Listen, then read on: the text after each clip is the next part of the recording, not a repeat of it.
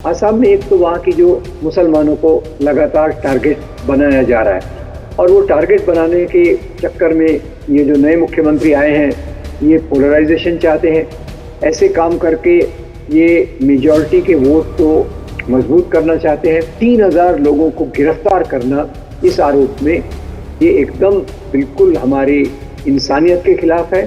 और कानून ये नहीं कहता कि अगर कोई बाल विवाह का केस है तो उसको आप अरेस्ट कीजिए। 3000 लोगों को जो अर्निंग मेंबर है मुंह से रोटी छीनने का काम ये जो मुख्यमंत्री ने किया है, वहाँ की सरकार ने किया है।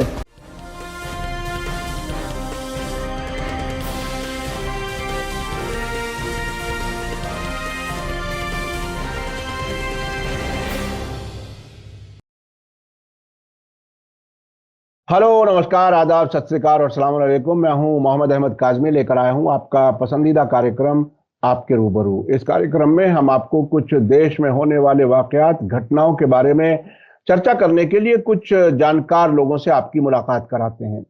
देश में मुसलसल ऐसी खबरें चिंता वाली आ रही हैं जिसमें बहरहाल एक बेचैनी है जो बढ़ती जा रही है। इस वक्त एक तो आसाम से बहुत बड़ी खबर है कि कम उम्र की लड़कियों से शादी करने के इल्जाम में 3000 से ज्यादा लोगों को गिरफ्तार किया हुआ है। और ये बड़ी अजीब बात है कि जब कोई एक जवान किसी घर से अगर चला जाता है तो उसमें अभी एक वाकया भी सामने आया है। इंडिया टुडे ने एक स्टोरी की थी कि एक लड़का जिसको गिरफ्तार किया जा चुका है वो उसकी मां और उसकी बहू यानी बेटे की वाइफ वो भीख मांगते हुए नजर आए। ये इस हालत में वहां लोग गुजर रहे हैं और बीजेपी जो है वो मुसलसल कोई बहाना, कोई वजह नहीं छोड़ रही नफरत फैलाने की। इस पर हम बात करेंगे। इसके अलावा और उसमें यह भी हुआ है कि अदालत ने फैसला जो दिया है वो ये कहा है कि इन सबको छोड़ा जाना चाहिए। दूसरी एक खबर आ रही है, कर्नाटक के बीजेपी प्रेसिडेंट हैं, उन्होंने ये कहा है कि टीपू सुल्तान के चाहने वालों को भगा भगा करके, दौड़ा करके जंगलों में भेज दो और जो राम का भजन गाएगा वही इस मुल्क में रहने का हकदार है। ये मुसलसल प्रोवोक करने की बातें हो रही हैं। इसके अलावा बीबीसी पर जो रेड, जिसे बाद में सर्वे कहा जाने लगा, और गोदी मीडिया, कभी आपने सुना है कि आईटी के लोग सर्वे करने के लिए कहीं किसी के घर में या किसी ऑफिस में पहुंच जाएं? ये सर्वे अगर कोई वॉलंटरी होता है उसे कहते हैं सर्वे, लेकिन ये जबरदस्ती का सर्वे है। वो क्या कुछ है उस पर बात करेंगे। मेरे साथ खास मेहमान है राम पुनियानी जी, जो जाने माने लेखक हैं, पब्लिक स्पीकर हैं, डॉक्टर हैं पेशे से और मेडिकल रिसर्चर हैं। आपको 2007 में नेशनल कम्युनल हार्मनी अवार्ड मिला है और महाराष्ट्र फाउंडेशन अवार्ड भी आपको मिला है।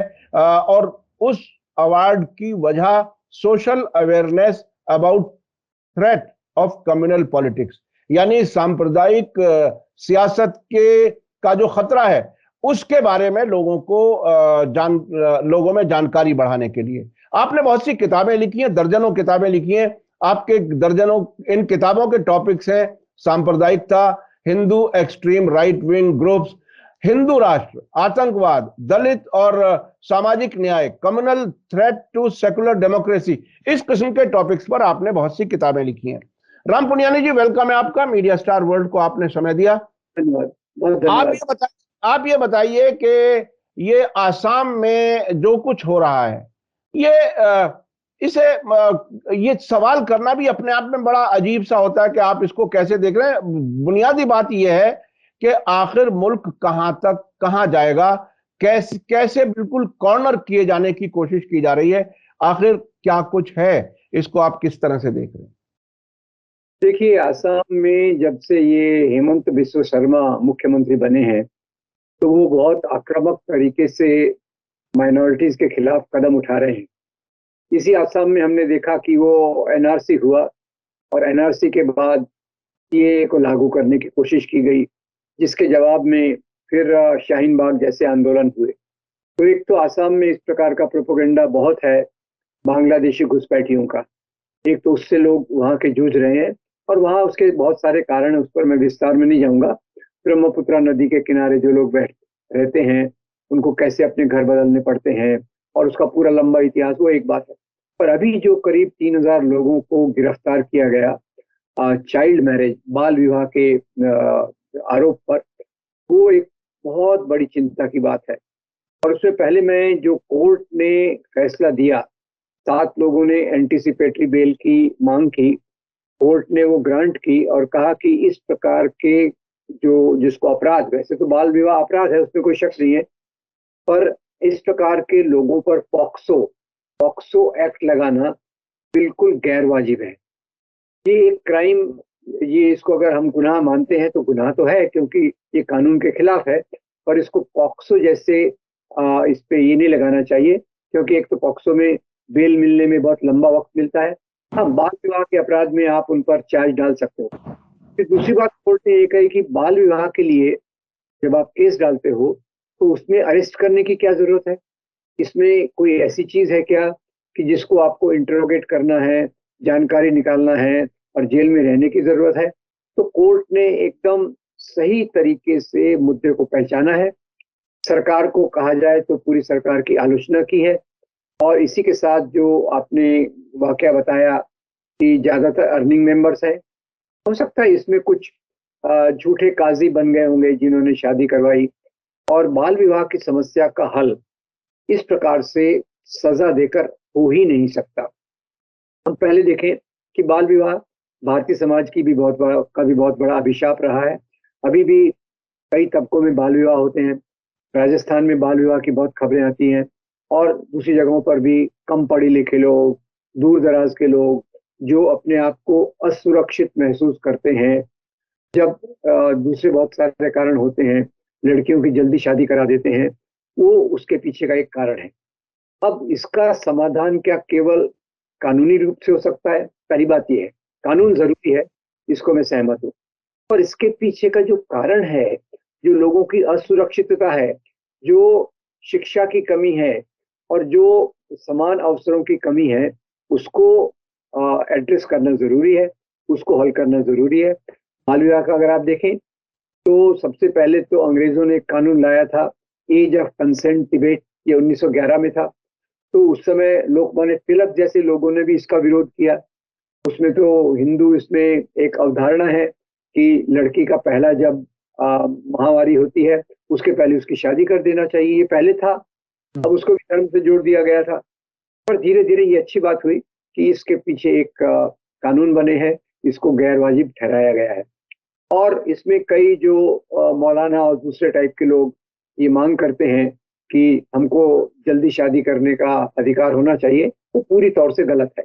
और मैं इसके परे जाकर कहूंगा कि इसके लिए, इसके पीछे जो कारण है, वो कारण ढूंढना बहुत जरूरी है। काजी भाई, मैं आपको बताऊं कि कश्मीर में 1990 के पहले अगर आप जाएं तो लड़कियां ग्रेजुएट होना कंपलसरी था। लड़कियां 24-25 साल के पहले शादी नहीं करती, खुद की जिंदगी बनाती हैं। तो उस सब के माहौल, एक माहौल का इसमें जो महत्व है, वो हमारे लिए बहुत जरूरी है। केरला में आप देखिए, मुस्लिम पॉपुलेशन 30% के आसपास है, वहां कोई इस प्रकार का बाल विवाह का समस्या नहीं है। ये आसाम में क्यों है? आसाम में एक तो वहां की जो गरीबी के इश्यू को एड्रेस नहीं किया गया, उसका समाधान नहीं ढूंढा गया, और खास तौर से मुसलमानों को लगातार टारगेट बनाया जा रहा है। और वो टारगेट बनाने के चक्कर में ये जो नए मुख्यमंत्री आए हैं, ये पोलराइजेशन चाहते हैं। ऐसे काम करके ये मेजॉरिटी के वोट को मजबूत करना चाहते हैं, और उसी के चलते इस प्रकार की अमानवीय, मैं इसको इनह्यूमन घटना कहूंगा, 3,000 लोगों को गिरफ्तार करना इस आरोप में, ये एकदम बिल्कुल हमारी इंसानियत के खिलाफ है। और कानून ये नहीं कहता कि अगर कोई बाल विवाह का केस है तो उसको आप अरेस्ट कीजिए। सवाल ये है, उस पर मुकदमा चलाइए, उसको जो भी सुटेबल सजा हो वो दीजिए। पर 3,000 लोगों को, जो अर्निंग मेंबर है, ज्यादातर ये अर्निंग मेंबर है, तो 3,000 लोगों के मुंह से रोटी छीनने का काम ये जो मुख्यमंत्री ने किया है, वहां की सरकार ने किया है, उस पर मेरे ख्याल से कोर्ट ने सबसे बेहतरीन टिप्पणी दी है। और मैं उम्मीद करता हूं कि ऐसे लोग जो मुसलमानों के खिलाफ कदम उठाने में कोई हिचकिचाते नहीं है। अब दूसरी बात ये भी पूछना पड़ेगा कि ये बाल विवाह के बहुत सारे केसेस हिंदुओं में भी होंगे, उनको क्यों नहीं टारगेट किया गया? मैं बिल्कुल इसके बारे में निश्चित हूँ कि जहां भी गरीबी ज्यादा होगी, अशिक्षा ज्यादा होगी, बाल विवाह की प्रथा मजबूत होगी, वो हिंदू हो या मुसलमान। अब ये एक अपने आप में हमारे समाज का दर्पण है कि मुसलमानों में अशिक्षा ज्यादा है, गरीबी ज्यादा है, और उनको जिस प्रकार से टारगेट किया जा रहा है, ये मुद्दों को सुलझाने का कोई कार्यक्रम चल नहीं रहा। तो ये केवल उम्मीद की जाना चाहिए, अपील की जाना चाहिए, आंदोलन किया जाना चाहिए। इस प्रकार से मुसलमान गरीब परिवारों को जो तंग किया जा रहा है, परेशान किया जा रहा है, ये एक बहुत गलत बात है। और इसके खिलाफ कोर्ट का जो फैसला है, उसके आधार पे भविष्य में कदम उठाए जाना चाहिए। पर हाँ, मैं ये बात मानता हूँ, बाल विवाह गलत है, और ये बाल विवाह की प्रथा को दूर करने के लिए इसके जो गहरे कारण हैं समाज के अंदर, वो गहरे कारणों तक जाने की जरूरत है कि कोई कम्युनिटी लगातार गरीबी में क्यों जी रही है, अशिक्षा में क्यों जी रही है। तो एक अच्छी सरकार का कर्तव्य है कि अपने सब पूरी प्रजा का, सिटीजन्स के जो समस्याएं हैं, उनके गार्डियन के रूप में, उनके पालक के रूप में उनकी समस्याओं को, उनके सवालों को हल करना। तो मेरे ख्याल से ये मुद्दे पर हम इसको सफलता प्राप्त कर सकते हैं। और जिस प्रकार के कदम उठाए गए हैं, इस प्रकार के कदम किसी सरकार ने कभी भी भविष्य में नहीं उठाना चाहिए। ये आज देश में जो मुसलमानों पर और क्रिश्चियंस पर भी लगातार एक प्रकार का टारगेटिंग हो रहा है, उससे दूर उनकी समस्याओं को समझकर, उनको भी एक आम नागरिक के रूप में देखकर, आम नागरिक के तौर पे उनकी इज्जत के साथ उनके साथ पेश आना चाहिए सरकारों को और लोगों को। अच्छा, इसमें एक बहुत दिलचस्प एक ऑब्जर्वेशन है जो मैंने महसूस की। अभी कुछ दिन पहले ही फ्रंट पेज पर बड़े अखबार में वो जो डिटेंशन सेंटर तैयार हुए, जी। उनकी तस्वीर आई थी कि सब ये है डिटेंशन सेंटर। और ये सीए एनआरसी तो उतनी बात आगे नहीं बढ़ी, लेकिन अब उन्हीं उन्हीं में से किसी डिटेंशन सेंटर में इन चाइल्ड मैरिज के आरोपियों को रखा गया है। तो यानी किसी ना किसी तरह से, किसी ना किसी बहाने उन डिटेंशन सेंटर्स तक लोगों को पहुंचाना था। ऐसा लगता है कि वो तैयारी थी तो किसी भी बहाने से आपको जेल में पहुंचाना ही पहुंचाना है। हाँ, ये आपका अवलोकन हो सकता है कि भाई वो डिटेंशन सेंटर्स में पहले तो भाई एनआरसी में जिनके पास नागरिकता के प्रमाण नहीं है, उनको वहां रखने की योजना थी। फिर एनआरसी रुक गया, सीए लाया गया, सीए के बाद शाहीन बाग हो गया, तो वो प्रक्रिया तो रुक गई है। मुझे लगता है हमारे सभ्य समाज में इस प्रकार के डिटेंशन सेंटर की कल्पना अपने आप में पूरी तौर से गलत है। इस हम्म। प्रकार डिटेंशन सेंटर होना ही नहीं चाहिए। और लोगों की जो नागरिकता है, आप देखिए, असम के एनआरसी में 12.5 लाख हिंदू हिंदुओं के पास कोई सिटीजनशिप का सर्टिफिकेट नहीं है। तो आप क्या करेंगे उसमें? क्या आप उनको डिटेंशन सेंटर में डालेंगे? ये बिल्कुल एक गलत धारणा है। एक नागरिक के रूप में वो अपनी जिंदगी जी रहे हैं, कैसे भी मुश्किल से अपना ये कमा रहे हैं। तो ये कहना मुश्किल है कि क्योंकि डिटेंशन सेंटर बने हैं, डिटेंशन सेंटर्स को करना में रखने के लिए इनको पकड़ा गया, वो तो मैं नहीं कहूंगा। पर इतना है कि इस प्रकार के डिटेंशन सेंटर की कल्पना ही लोकतंत्र में उचित नहीं है। लोगों जी को जी इस प्रकार की समस्या है, उस प्रकार से उसका समाधान होना चाहिए। जी जी। अच्छा, कर्नाटक के बीजेपी के प्रेसिडेंट ने एक अब और बयान दे दिया है कि टीपू के चाहने वाले, टीपू सुल्तान के चाहने वाले जो हैं, उन्हें रहने का हक नहीं है, उन्हें जंगलों में भेज दो। ये अब कर्नाटक में इलेक्शन की तैयारी है शायद, क्या कुछ है? आप इसे कैसे देख रहे हैं? अच्छा, वैसे भी हम जब नॉर्थ इंडिया में हम हैं, तो आम तौर पर हमारे यहाँ नॉर्थ इंडिया में जो समझदार लोग हैं वो इसको इस तरह से देखते हैं कि महाराष्ट्र और उससे नीचे की तरफ यानी साउथ की तरफ जैसे जैसे जाते हैं, वहां कम्युनल हेट्रेड, नफरत नहीं नजर आती, आमतौर पर नहीं होती। लेकिन अब वहां भी बीजेपी नफरत का सिलसिला इस तेजी से फैलाने की कोशिश कर रही है। ये अपने आप में एक नए किस्म का नैरेटिव क्रिएट करने की वहां कोशिश हो रही है। क्या वहां कामयाब होंगे? क्या कुछ लगता है आपको? देखिए, ये जो टीपू सुल्तान के मामले पर आने के पहले मैं आपको बता दूं, कर्नाटक में भी सांप्रदायिकता के मुद्दे को खड़ा किया गया। एक बाबा बुदनगिरी दरगाह के नाम पर, उसको जो दरगाह है उसको एक मंदिर में बदलने की कोशिश की गई। और दूसरा ईदगाह मैदान पर कब्जा करने की कोशिश की गई। तो कर्नाटका दक्षिण भारत का एक राज्य है जहां सांप्रदायिकता ने अपने पैर जमा लिए, और बाद में जैसे कांग्रेस सरकार में वो जो उनके मुख्यमंत्री थे सीतारमैया, उन्होंने ये प्रथा चालू की टीपू सुल्तान की जयंती को मनाने का। अब ये टीपू सुल्तान की जयंती के बारे में मैं कई जगह कह चुका हूँ कि 1970 के आसपास आरएसएस की जो संस्था थी भारत भारती, उन्होंने टीपू सुल्तान एक महान योद्धा के ऊपर आरएसएस ने एक किताब निकाली थी। और जो बीजेपी के मुख्यमंत्री हैं 2010 में थे येडियुरप्पा, येडियुरप्पा ने एक बार टीपू सुल्तान का पूरा वेश पहनकर तलवार हाथ में लेकर पब्लिक रैली को एड्रेस किया था वोटों को बटोरने के लिए। अब उसके बाद हालात बदले हैं, तो हम इनको टीपू पूरा गलत दिखाई दे रहा है। अब राजा तो राजा होते हैं, टीपू सुल्तान एक राजा थे जो युद्ध में अंग्रेजों के खिलाफ लड़ते हुए मारे गए। टीपू सुल्तान एक राजा हैं जिनके बारे में लोक कथाएं आज भी प्रचलित है, पर उनके खिलाफ उनको एक कम्युनल सिंबल, सांप्रदायिक प्रतीक के रूप में वहां की भाजपा इसका उपयोग करना चाहती है। इसीलिए वो कहती है कि इन्होंने लाखों ब्राह्मणों का कत्लेआम किया, उनका कन्वर्शन किया वगैरह वगैरह, जो मैं बहुत सारी जगहों पर बता चुका हूं कि ये कितना गलत है।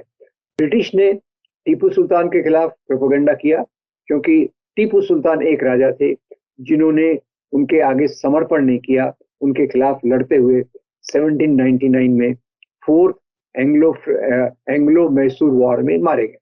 तो उनको एक मुद्दा मिल गया कि जैसे कहते हैं मुसलमान राजाओं ने कन्वर्शन किया, उसके बारे में भी हम जानते हैं कन्वर्शन कोई राजाओं के माध्यम से नहीं हुए, वो तो जाति व्यवस्था के अत्याचारों से बचने के लिए हुए। और टीपू सुल्तान की छोटी छोटी बातें उठाकर उसको बदनाम करने की कोशिश कर रहे हैं। तो जो भाजपा के नेताजी हैं, कतील उनका नाम है, वो अभी चुनाव की तैयारी और लगातार भाजपा के लिए तो ऐसे एजेंडा उनको चाहिए ही कि जैसे समाज को बांटा जा सके। और टीपू सुल्तान के बारे में मजे की बात यह है कि 2010 तक भाजपा खुद उनका गुणगान कर रही थी, और अभी आप देखिए रामनाथ कोविंद जो भाजपा के ही बैकग्राउंड से हैं, उन्होंने भी 3-4 साल पहले टीपू सुल्तान की बहुत तारीफ की कि वो उन्होंने मिसाइल को डेवलपमेंट किया, वो एक राजा के रूप में थे। और यहाँ मैं लगे हाथ बात कर दूं कि हमारे महाराष्ट्र में एक सरफराज शेख हैं, उन्होंने टीपू सुल्तान के डॉक्यूमेंट्स जो पर्शियन में है उनका मराठी में अनुवाद किया है। और उसमें टीपू सुल्तान का एक डॉक्यूमेंट है जिसको अंग्रेजी में कह सकते हैं मैनिफेस्टो ऑफ टीपू सुल्तान। तो मैनिफेस्टो ऑफ टीपू सुल्तान में टीपू कहते हैं कि प्रजा, मेरी प्रजा, उसका कोई भी धर्म हो, उसकी रक्षा करना मेरा कर्तव्य है। ये टीपू सुल्तान के डॉक्यूमेंट्स में आपको मिलेगा। मैं उम्मीद करता हूं कि वो किताब अंग्रेजी में भी आए और लोगों तक पहुंचे। यही टीपू सुल्तान शंकराचार्य काम कोटि पीठम के शंकराचार्य को जगत गुरु के रूप में संबोधित करते थे। उन्होंने उनको बहुत बड़ा दान भी दिया था। एक हिंदू विरोधी स्वरूप देने की कोशिश भाजपा जानबूझ के कर रही है, और इसके पीछे भी उनका सांप्रदायिक एजेंडा लगा हुआ है। बहुत ही अजीब बात है कि कुछ लोग यानी इतिहास को भुलाने का, बदलने का काम आरएसएस वगैरह अपने तरीके से कर रही है, लेकिन 10 साल पहले तक वो जिस शख्स की तारीफ करते थे, किताबें छापते थे, आज उन्हीं को जो है वो मुसलमान और कम्युनल एक तरह से सिंबल के तौर पर इस्तेमाल कर रहे हैं। अच्छा, बहुत ही ऐसे वाकयात मुसलसल हो रहे हैं। मध्य प्रदेश में अभी 2 वाकयात हुए हैं, चलते चलते उसका मैं जिक्र कर लूं। एक तो चर्च पर हमला हुआ और एक मुसलमान के घर में हनुमान मूर्ति लगाई गई, और उस मूर्ति के लगाने की वजह बहुत दिलचस्प है। वजह यह है कि किसी हिंदू ने मुसलमान को मकान बेच दिया। अब उस मुसलमान को मकान बेचने के खिलाफ जो लोग थे, उन्होंने आकर के मूर्ति लगा दी। तो ये हर जगह ये नफरत बढ़ाने का इंतजाम किया जाना, ये बहुत ही अजीब लगता है। आपको इस पे कुछ अगर कहना हो तो ये बहरहाल वाकयात हैं अभी जो इस हफ्ते हुए हैं। जी, ये एक ही कह सकते हैं कि ये जो सांप्रदायिकता की जो सोच है वो समाज को तेजी से और बहुत खतरनाक तरीके से उसको अपनी गिरफ्त में ले रही है। चर्चों पर हमला भी उसी का भाग है। चर्चों का हमले के पीछे एक कारण ये है कि कई गरीब आदिवासी जो मिशनरीज के संपर्क में आते हैं वो कुछ उनके प्रभाव में आ जाते हैं, उसमें कोई शक नहीं है। और वो इसलिए नहीं आते प्रभाव में कि उनको कोई उन्होंने कोई धर्मों का अध्ययन किया है, वो इसलिए प्रभाव में आते हैं कि उनकी आम जिंदगी में उन मिशनरी लोगों से उनको फायदा होता है और उसमें थोड़े धर्मांतरण भी हुए। और टोटल तरीके से देखा जाए तो ईसाइयों के बीच में धर्मांतरण की घटनाएं बहुत कम है। और वैसे देखा जाए तो भारतीय जनसंख्या गणना के अनुसार ईसाइयों की संख्या 1971 में 2.60 थी, 2.60 1971, और 2011 में ये 2.3% हो गई। तो एक डर है कि आदिवासी उनके प्रभाव में आ जाएंगे, इसीलिए आदिवासी क्षेत्रों से मिशनरियों को अटैक करना और उनके फॉलोअर्स को अटैक करना, ये उनका तरीका है। और जो आप दूसरी बात कह रहे हैं, मुसलमान के घर में हनुमान की मूर्ति रखना, अब एक उदार हिंदू, एक अच्छा हिंदू तो इस प्रकार का काम कभी नहीं कर सकता। महात्मा गांधी एक आदर्श हिंदू के रूप में सभी धर्मों का आदर करते थे, और वही एक रोल मॉडल हमारे सामने है कि एक अच्छा हिंदू क्या होता है। और जो हो रहा है ये सांप्रदायिकता के चक्कर में आके, उस प्रभाव में आके, उस प्रोपोगेंडा में आके कई लोग इस प्रकार के आक्रामक काम कर रहे हैं जो हमारे समाज को के लिए उचित नहीं है।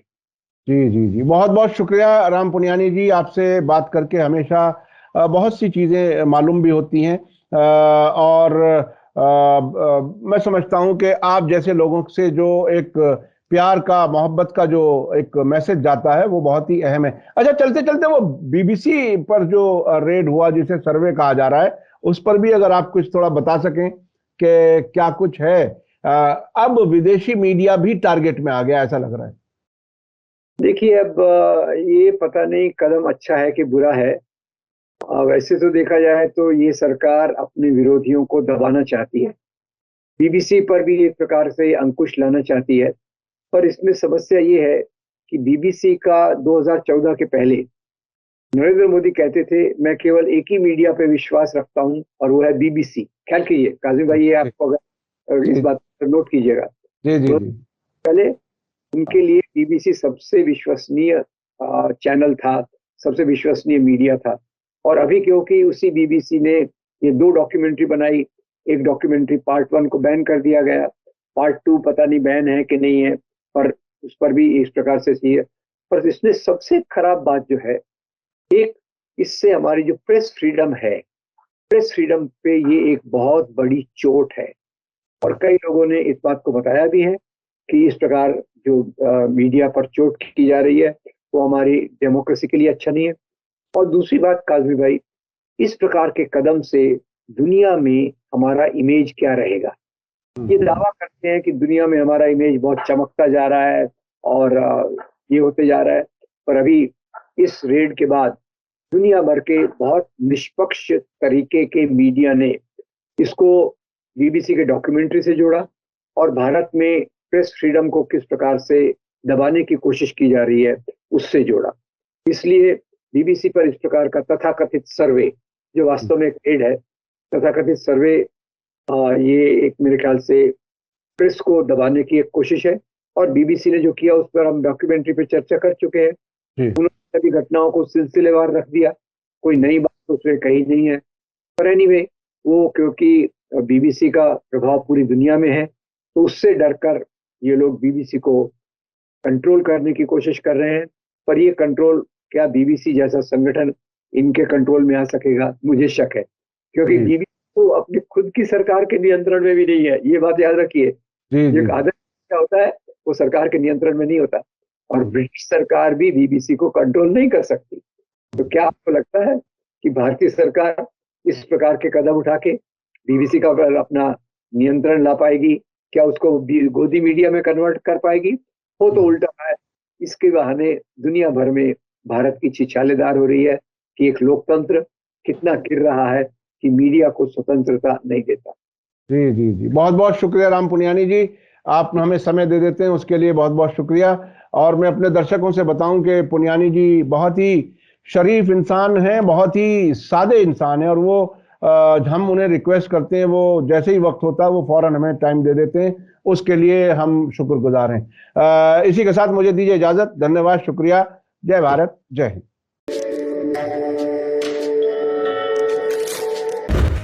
मीडिया स्टार वर्ल्ड के और वीडियो देखने के लिए हमारे चैनल को सब्सक्राइब करें और सीधे नोटिफिकेशन पाने के लिए बेल आइकन दबाएं। और अगर हमारी खबर सच्ची और अच्छी लगे तो अपने व्हाट्सएप, इंस्टाग्राम, फेसबुक और ट्विटर अकाउंट पर जरूर शेयर करें।